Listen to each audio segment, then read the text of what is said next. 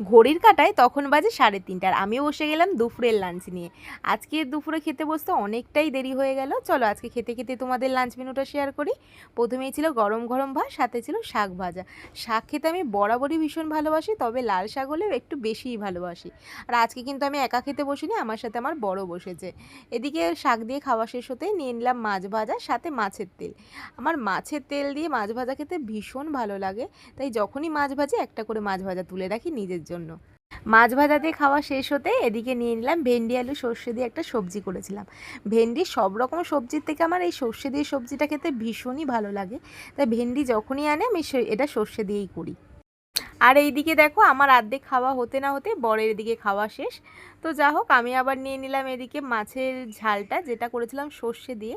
আর এটা পমফ্রেট মাছ, ছোট ছোট পমফ্রেট মাছ। আর এই জানো তো, পমফ্রেট মাছ ভাজলে না একদম যেন ওর গায়ে আর মাছ থাকে না। আর এটা ছোট পমফ্রেট, এর মাছ একদমই যেন ছিল না। তবুও এটা সর্ষে দিয়ে করেছিলাম বলে খেতে কিন্তু ভীষণ ভালো লাগছিলো, ভীষণ টেস্ট হয়েছিল। আমি পমফ্রেট মাছ যখনই আনি এটাকে সর্ষে দিয়েই করি। তো আমার খাওয়া শেষ। ভিডিও